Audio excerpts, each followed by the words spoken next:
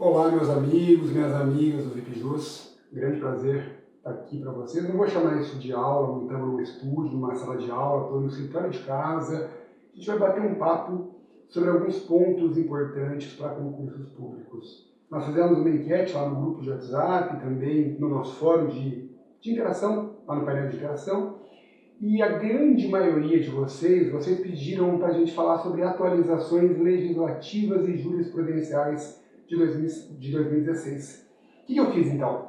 Eu separei alguns temas, tanto na parte legislativa, mas principalmente na parte jurisprudencial, e temas que eu acredito que vão cair muito nos concursos em 2017. Um deles até que já começou a aparecer em 2016. Então, nosso foco aqui é extremamente pragmático, né? Bem prático, é voltado para os concursos em que a gente estuda.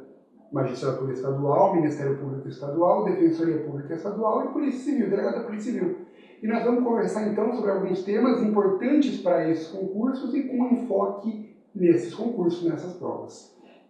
Antes da gente começar a falar dessas matérias, deixa eu dar um toque para vocês, tecer minha opinião sobre o panorama, a previsão de concursos para o ano de 2017. 2016 foi um ano muito ruim para concursos públicos, né?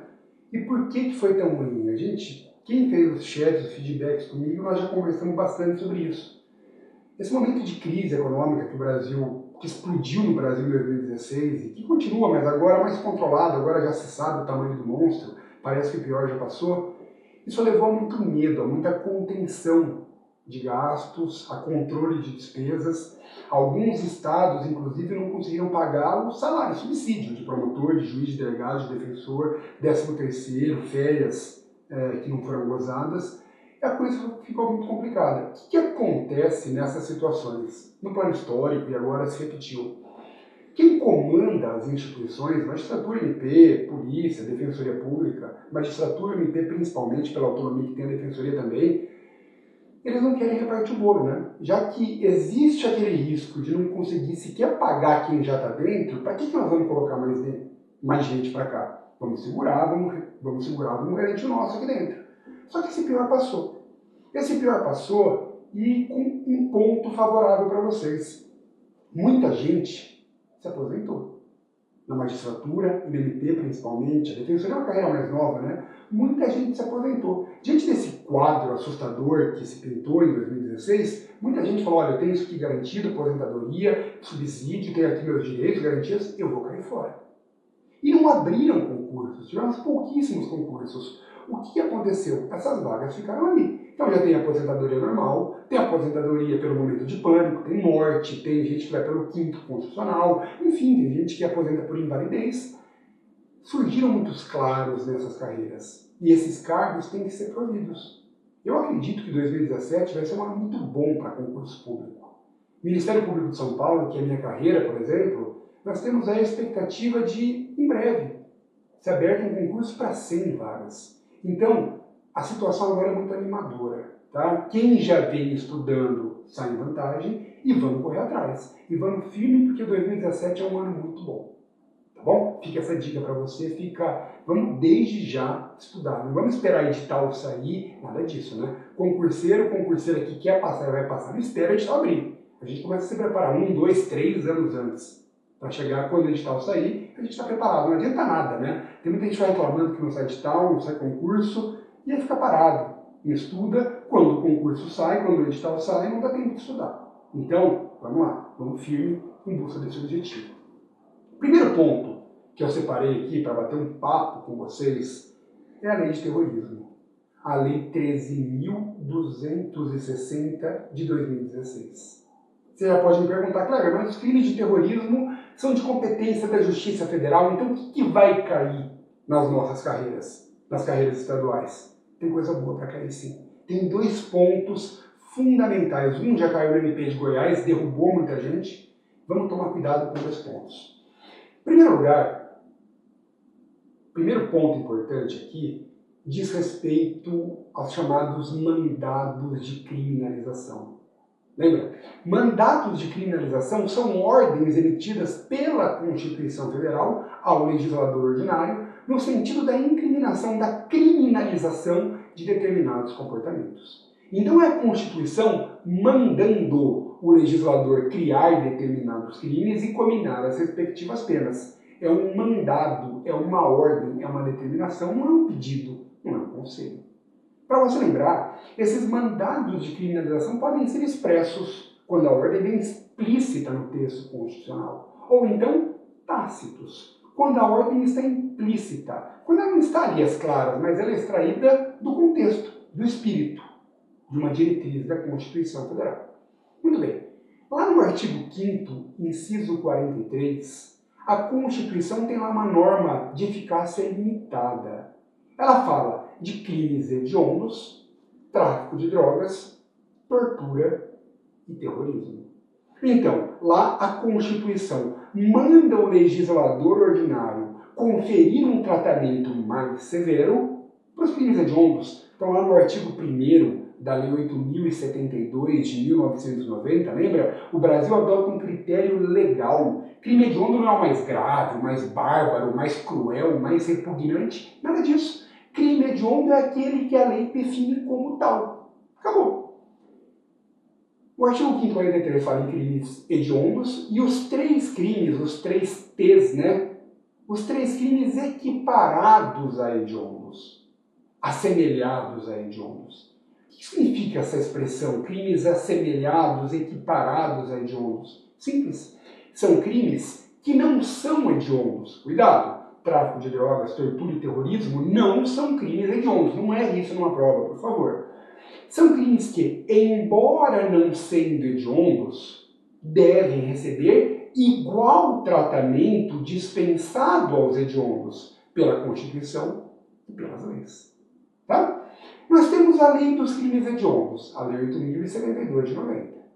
Temos a lei de drogas no Brasil, a Lei 11.343 de 2006.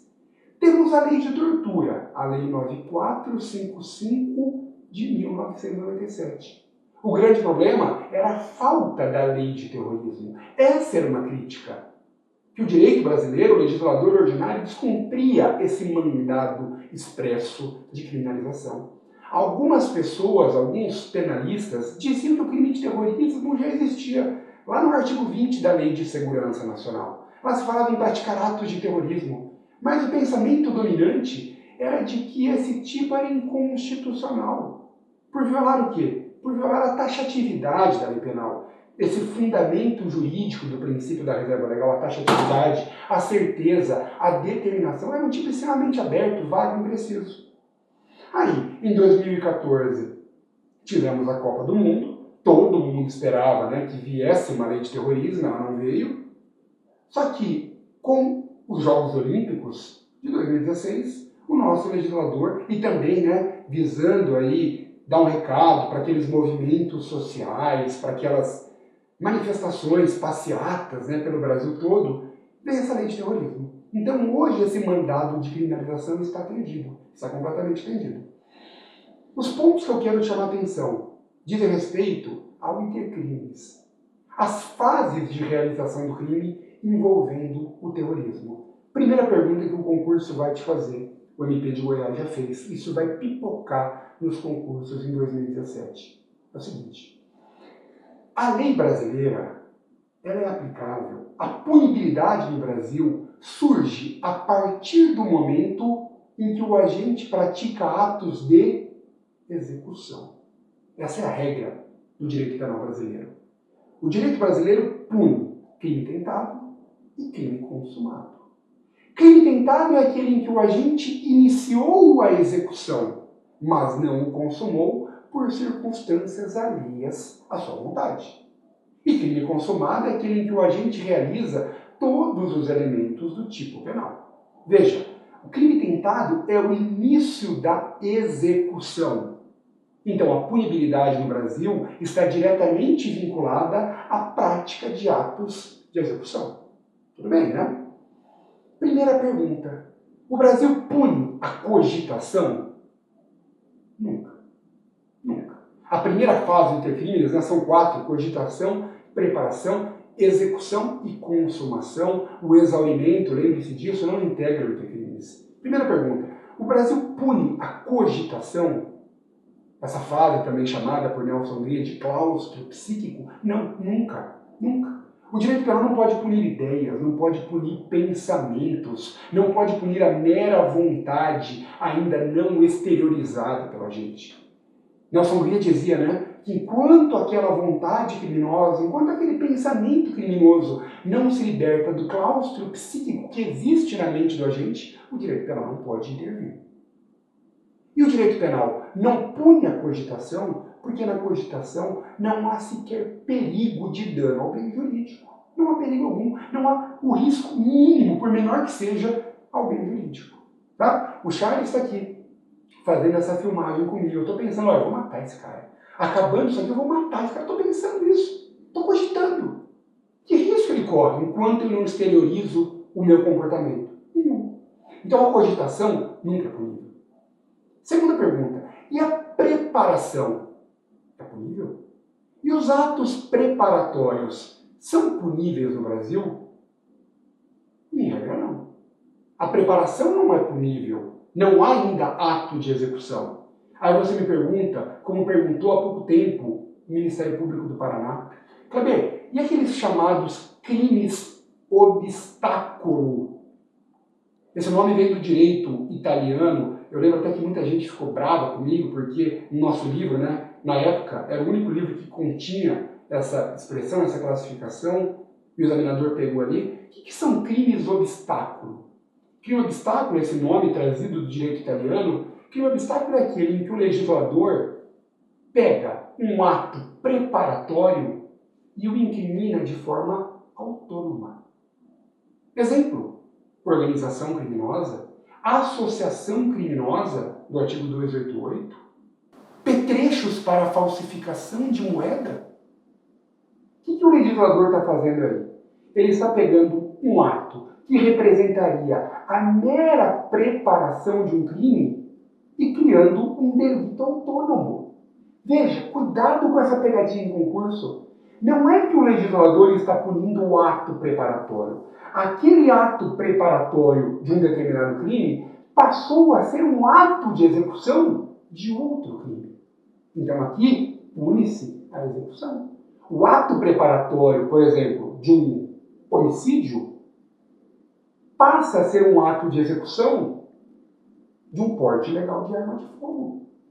O sujeito porte legalmente uma arma de fogo para quê? Para posteriormente matar alguém. O legislador incriminou de forma autônoma esse porte ilegal de arma de fogo. Mas agora, esse ato de portar ilegalmente uma arma de fogo é um ato de execução desse crime do Estatuto de Desarmamento. Tá? Aí o examinador vai te perguntar, doutor, tem alguma exceção? Tem algum caso em que o Brasil está punindo diretamente um ato preparatório, em que está tendo essa antecipação da tutela penal, esse direito penal preventivo? Tem. O artigo 5º da Lei de Terrorismo. O artigo 5º da Lei de Terrorismo diz o seguinte: realizar atos preparatórios de terrorismo com o propósito inequívoco de consumar tal delito. Veja, aqui o direito brasileiro, de uma forma inovadora, está punindo expressamente um ato preparatório, a preparação do terrorismo. É o ato preparatório, não é ato de execução, é o ato preparatório sendo punido de forma autônoma. Cuidado também com a pena desse crime, do artigo 5º da Lei de Terrorismo. Olha qual é a pena. É a pena correspondente ao terrorismo consumado, diminuída de 1/4 até metade. Olha, trabalhar com essas frações decoreba de texto de lei, né? Na tentativa, lá no Código Penal, a regra é aquela, a teoria objetiva. O crime tentado tem a mesma pena do crime consumado, porém diminuída de 1 a 2 terços. 1 a 2 terços, aqui 1/4 até metade. 1/4 até metade. Tá bom? Dica importante da Lei de Terrorismo. Outra dica, essa não caiu ainda, e vai cair. Aposto que vai pintar em vários concursos. Ganha esse ponto. Artigo 10 da Lei de Terrorismo. Artigo 10 da Lei de Terrorismo. Esse artigo 10, ele também criou exceções aos institutos da desistência voluntária e do arrependimento eficaz. Artigo 15 do Código Penal. Lembra? Desistência voluntária e arrependimento eficaz são causas de exclusão da tipicidade. São chamados de tentativa abandonada. O agente podia consumar o crime, mas desistiu de fazê-lo. A diferença entre desistência voluntária e arrependimento eficaz é essa. Na tentativa, o agente quer consumar o crime, mas não consegue por circunstâncias alheias à sua vontade. Na desistência voluntária e no arrependimento eficaz, ele pode consumar o crime, mas opta por não fazê-lo. É por isso que desistência voluntária e arrependimento eficaz, von List, grande penalista alemão, Franz von List, chamava de as pontes de ouro do direito penal. Dizia ele, ao agente que bate em retirada, a ponte de ouro para voltar ao outro lado do rio. Ele dizia o seguinte, vamos imaginar um rio, o rio tem as duas margens, né? Desse lado aqui, o caminho da licitude, da legalidade. Do outro lado, o caminho da criminalidade, da ilicitude. O sujeito começou a praticar um crime, ele está atravessando para o outro lado do rio. Com a desistência voluntária, com o arrependimento eficaz, ele volta para o caminho do bem. É por isso que ele não responde pelo crime tentado, porque não é tentativa. Ele responde somente pelos atos até então praticados. Tudo bem? Gente, qual é o ponto central dessa dica aqui? A desistência voluntária e o arrependimento eficaz também reclamam a prática de atos de execução de um crime. O que é desistência voluntária? Na desistência voluntária, o agente interrompe o processo executório do crime. Veja, ele não tinha ainda esgotado a execução do crime, mas ele interrompe essa prática. Por exemplo, eu saco um revólver, tenho 6 cartuchos, quero matar o Charles aqui. Dou um tiro, dou 2, dou 3. Ele está caído, está ferido, está quase morrendo. Eu posso dar mais 3 disparos, eu tenho mais 3 projéteis no tambor do revólver, mas eu prefiro parar. Eu desisto. Eu vejo que eu estou fazendo bobagem, que eu estou agindo de uma forma completamente covarde, absurda, criminosa, eu paro. Eu paro. Veja, interrompi o processo de execução do crime. E no arrependimento eficaz?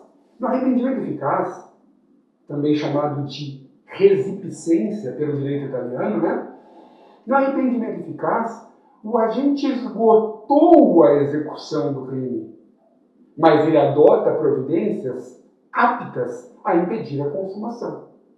Exemplo, servir um café para minha sogra, envenenado. Ela já tomou. Aquele veneno já está no organismo dela. É esperar 1 hora para fazer efeito e a velha finalmente desaparecer. Só que eu me arrependo. E antes de o veneno fazer efeito, eu levo ela até o hospital e dão ali um antídoto. Dão ali um remédio que corta o efeito daquele veneno. Veja, então, desistência voluntária, interrupção do processo executório do crime. No arrependimento eficaz, vamos além. A execução do crime já tinha se encerrado. O que acontece? Já que a lei de terrorismo criou esse tipo preventivo, essa punição de atos preparatórios, o legislador precisava compatibilizar isso aí com a desistência voluntária e com o arrependimento eficaz. E olha o que diz aqui o artigo 10 da lei de terrorismo. Diz o seguinte, mesmo antes de iniciada a execução do crime de terrorismo,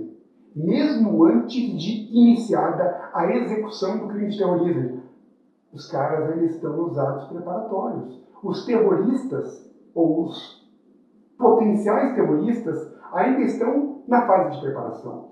Mesmo antes de iniciada a execução do crime de terrorismo, na hipótese do artigo 5º desta lei, que a gente acabou de conversar, aplicam-se as disposições do artigo 15 do Código Penal. Ou seja, mesmo diante daquela punição dos atos preparatórios, de atos preparatórios de terrorismo, eles são compatíveis com a desistência voluntária e com o arrependimento eficaz. O agente só vai responder pelos atos até então praticados. Que atos são esses? Imagina que eles portavam ilegalmente armas de fogo, por esse porte ilegal de armas de fogo, explosivo, seja lá o que for, mas não pelos atos preparatórios de terrorismo. Tá? Então, essa pergunta vai vir assim na prova. Ó. Desistência voluntária e arrependimento eficaz pressupõe a prática de atos de execução. Tem alguma exceção? Tem. No artigo 10 da Lei de Terrorismo. Tá bom? Nesse primeiro bloco, deixa eu aproveitar e dar uma outra dica para você. Muito cuidado com a decisão do STJ. Foi muito falada, tem muita gente dizendo aí que o crime desapareceu, envolvendo o desacato. O crime do artigo 331 do Código Penal. Desacatar funcionário público no exercício da função ou em razão dela. Esse é o crime de desacato. Desacatar é menosprezar. É menosprezar, é humilhar, é rebaixar o funcionário público no exercício da função ou em razão dela. O STJ, a quinta turma do STJ, não foi a terceira sessão, não foram as duas turmas com competência criminal reunidas, não. Foi a quinta turma.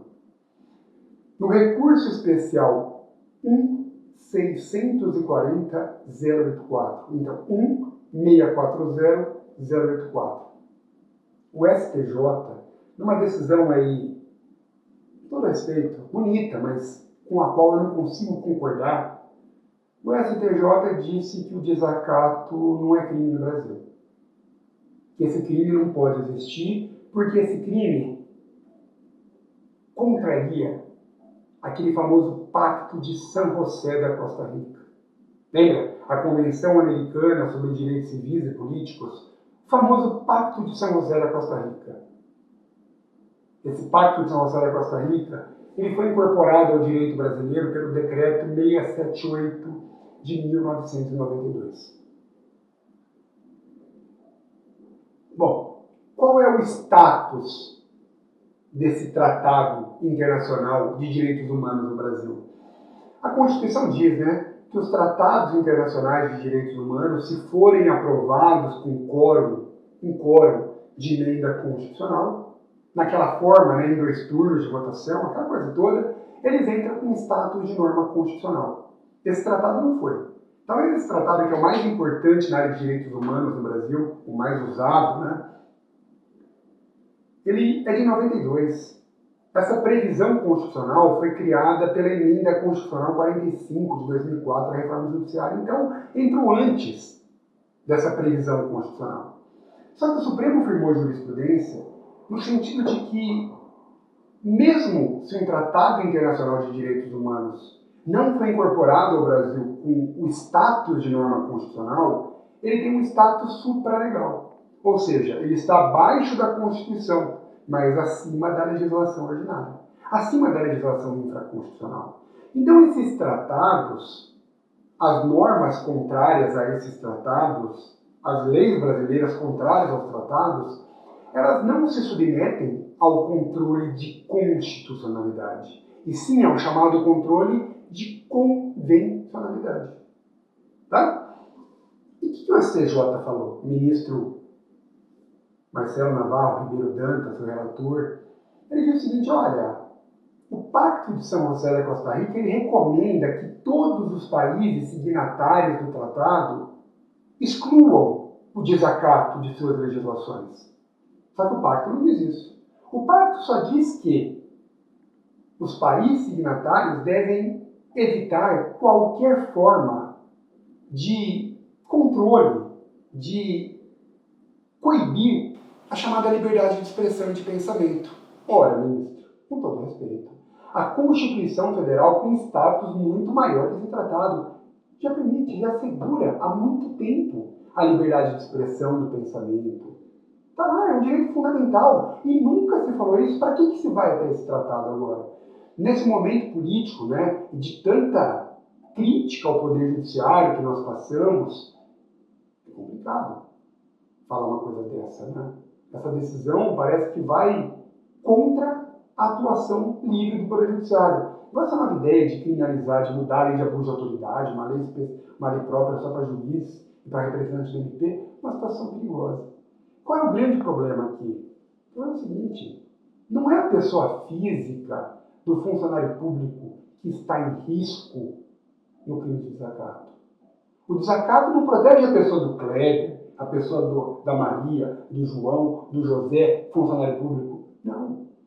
O desacato é um crime contra a administração pública, ou seja, tutela a relevância do cargo ocupado pelo agente público.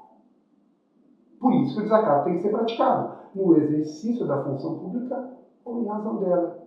Olha, será que a liberdade de expressão, a liberdade de pensamento vai ao ponto de permitir alguém a desacatar um funcionário público qualquer? Não estou falando só de juiz, de promotor, de delegado, de defensor público, não.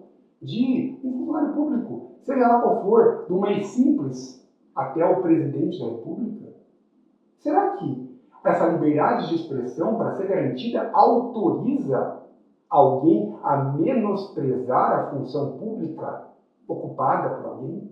Me parece que não. O ministro disse, olha, mas tudo bem, não precisa do desacato. Essas ofensas vão continuar sendo crime. Crime contra a honra. O sujeito não vai responder por desacato, vai responder por calúnia, por difamação, por injúria. Aí que está a questão.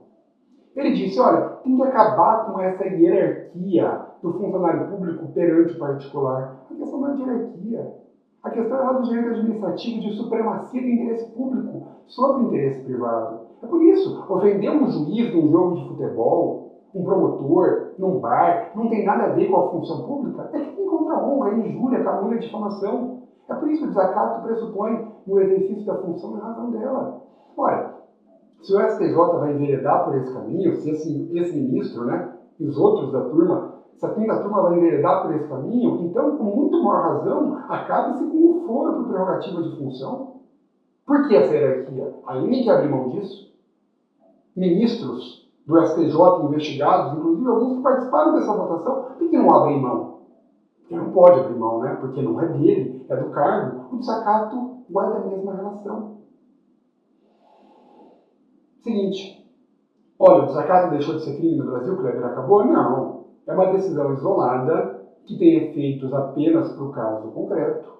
É uma decisão de uma turma, não é da terceira sessão, não é de corte especial do STJ e não é uma decisão também ainda geral de efeitos erga omnes do Supremo. O Supremo, quando se manifestou sobre esse assunto, sempre entendeu pela validade do crime de desacato. Não dá para saber, né? Nesse movimento, o ministro muda de opinião a qualquer hora, muda a composição, mas eu realmente acredito que essa vai ser uma decisão isolada, que tende a não prevalecer. Vamos aguardar.